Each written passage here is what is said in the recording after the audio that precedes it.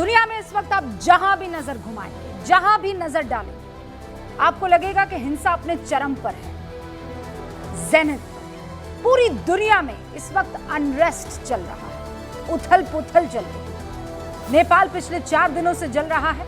आज जरूर हालात काबू में है। नेपाल की खबरों से आप अगर नजरें घुमाएंगे, दूसरी तरफ जाएंगे तो अमेरिका के हालात दिखेंगे। राइट विंग एक्टिविस्ट पीटर कर्क दिन दहाड़े उनकी गोली मारकर हत्या कर दी जाती है। फिर फ्रांस की तरफ आप नजर घुमाइए, सोशल मीडिया पर ब्लॉक एवरीथिंग कैंपेन चलाया जा रहा है, आग लगाई जा रही है चारों तरफ। राष्ट्रपति इमैनुअल मैक्रो के इस्तीफे की मांग को लेकर 1 लाख से ज्यादा लोग बुधवार को सड़क पर आ गए। जगह जगह आगजनी की तस्वीरें, हिंसक प्रदर्शन की तस्वीरें। आप भी सोच रहे होंगे, प्रभु ये क्या हो रहा है? ये हम किस जगह, किस वक्त में आ गए, कौन से दौर में आ गए? और वहां से अगर नजर फिराएंगे तो आप भारत आ जाएंगे। कहीं भी जैसे ही अराजकता की तस्वीरें आती हैं, हिंदुस्तान में एक विशेष वर्ग है जो एक्टिव हो जाता है। अपनी फितरत के हिसाब से ये कहने लगता है कि काश ऐसा हमारे देश में हो जाए, काश। अपनी जिंदगी के संघर्षों में लगे युवाओं को उकसाने का खेल शुरू हो जाता है। अपने एसी कमरों में बैठ के ये सारे के सारे कीबोर्ड वीर बन जाते हैं और आजकल तो कैमरा के सामने आकर बड़े बड़े भाषण देने लगते हैं। सवाल है कि कोई भला अपने ही देश में ऐसी स्थिति क्यों चाहेगा, ऐसी सिचुएशन क्यों चाहेगा, किस मकसद से ऐसा चाहेगा? ये कहते हैं हमारे लिए देश प्राथमिकता है। अगर देश प्राथमिकता है तो फिर भारत की इकोनॉमी तो फ्रेजाइल 5 से ग्लोबल टॉप 5 में बन गई है। भारत में जो गरीबी दर 2011 और 12 में 27.1% हुआ करती थी, वो अब घटकर 5.3 रह गई है। 50 करोड़ से ज्यादा लोगों को बैंकिंग सिस्टम से जोड़ दिया गया है। 5 करोड़ लोगों को अपना घर दे दिया गया है। भारत दुनिया को 2014 के मुकाबले 2 गुना सामान बेच रहा है। व्यापार बढ़ा, विकास हुआ, लोगों तक उस विकास का लाभ पहुंचा, गरीबी इसलिए घटी। और मैं जब ये बातें आपको गिरा रही हूं तो ये नहीं कह रही हूं कि सब बहुत शानदार हो गया है, भारत सोने की चिड़िया बन गया, लेकिन एक ट्रैक रिकॉर्ड दिखाई दे रहा है। तो वो कौन लोग हैं जो वक्त वक्त पर भारत में श्रीलंका, बांग्लादेश, नेपाल की तरह हाहाकार देखना चाहते हैं? बेशर्म लोग।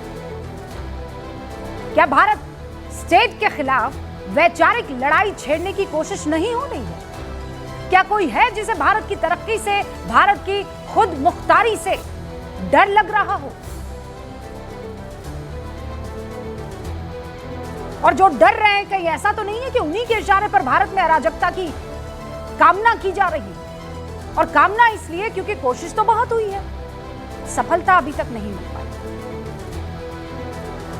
क्या वो वही लोग हैं जिनके लिए जियोपॉलिटिकल एक्सपर्ट्स बार बार एक शब्द का इस्तेमाल करते हैं, डीप स्टेट? क्या भारत में भी डीप स्टेट के पैसे पर अपना पेट पाल रहे लोगों को एक नया एम और टारगेट दे दिया गया?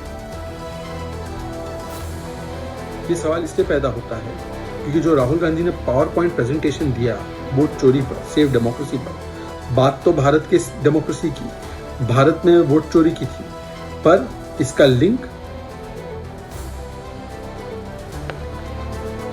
क्योंकि सत्ताधारी दल बीजेपी लगातार इस तरफ इशारा कर रही है। अभी तक देश में चुनाव आयोग के खिलाफ सबसे बड़ा अभियान चल रहा है। बीजेपी इसे भी विदेशी साजिश का हिस्सा बता रही है। बीजेपी प्रवक्ता शहजाद पुनावाला आज बाकायदा प्रेस कॉन्फ्रेंस करने के लिए आते हैं। राहुल गांधी पर आरोप लगाते हैं कि भारत में जो डायलॉग राहुल गांधी कह रहे हैं, बोल रहे हैं, वो विदेश की धरती से कनेक्टेड है। पावर पॉइंट प्रेजेंटेशन का पावर विदेश की धरती से आया था, डेटा को झुटलाया नहीं जा सकता है, ऐसा कह रहे हैं। राहुल गांधी ने विदेश की धरती पर भारत की संप्रभुता पर सवाल उठाया था, वो सवाल पूछ रहे हैं। दरअसल कथित वोट चोरी का मुद्दा जिस प्रेस कॉन्फ्रेंस के जरिए राहुल गांधी ने दुनिया के और देश के सामने लाया था, उसके पीपीटी का पीडीएफ वर्जन म्यांमार में तैयार किए जाने का दावा सोशल मीडिया प्लेटफॉर्म पर किया जा रहा है। इसके बाद बीजेपी ने इसे विदेशी धरती से आया डेटा बताया। कांग्रेस भी इस मुद्दे पर बचाव में सामने तो आई।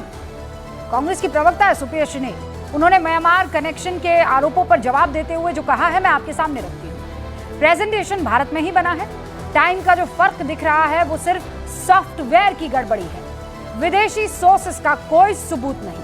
पीडीएफ में ज्यादातर तारीखें भारत से मिलती है, सिर्फ एक जगह 1 घंटे का फर्क है जो एडोबी सॉफ्टवेयर की सामान्य गड़बड़ी है। और ऐसी गड़बड़ी अक्सर सॉफ्टवेयर बग, सिस्टम सेटिंग या मैनुअल घड़ी में बदलाव से आ जाती है। गूगल ड्राइव से शेयर करने पर मेटा डेटा जो है वो नहीं बदलता है और इसीलिए विदेशी दखल की बात सरासर झूठ है, ये सुप्रिया श्रीनेत कह रहे हैं। तो एक तरफ कांग्रेस और बीजेपी कथित वोट चोरी के विदेशी कनेक्शन पर आमने सामने है, दूसरी तरफ मद्रास हाई कोर्ट के एक फैसले ने कथित वोट चोरी के आरोपों पर कई सवालों को जन्म दे दिया है। दरअसल राहुल गांधी के दावों के बाद मद्रास हाई कोर्ट ने एक PIL जो है वो दाखिल की गई, जिसमें कोर्ट से चुनाव आयोग को इस मामले में अपना पक्ष रखने के निर्देश देने की मांग की गई। मद्रास हाई कोर्ट के चीफ जस्टिस महेंद्र मोहन श्रीवास्तव और जस्टिस जी मुरुगन ने याचिका को खारिज किया और कहा कि ये सिर्फ आरोपों के आधार पर दायर की गई याचिका है। कोर्ट ने इस फैसले को चुनाव आयोग के पक्ष में दिखाया जा रहा है। कोर्ट के इस फैसले पर आज सवाल इन आरोप प्रत्यारोप से अलग है, देश के लिए है, देश के लोगों के लिए है। आज गूंज में कुछ बड़े सवाल देश पर जो हावी होने की कोशिश करते हुए लोग और ताकतें नजर आ रही उनसे भी है और ये सवाल इस वक्त देश के सामने रखना जरूरी है, जिसका जवाब हम अपने पैनल से लेने की कोशिश तो करेंगे और चाहते हैं कि आप भी उन सवालों का जवाब जरूर सोचिएगा। सवाल ये कि देश को भड़काने वाले किसके इशारे पर काम कर रहे हैं? लोकतंत्र पर सवाल उठाने वालों का डायरेक्टर आखिर कौन है? क्या भारत सरकार को इस वक्त सचेत हो जाने की जरूरत है? क्या देश के युवाओं को बहुत ज्यादा केयरफुल होने की जरूरत है? शुरू करते हैं गूंज।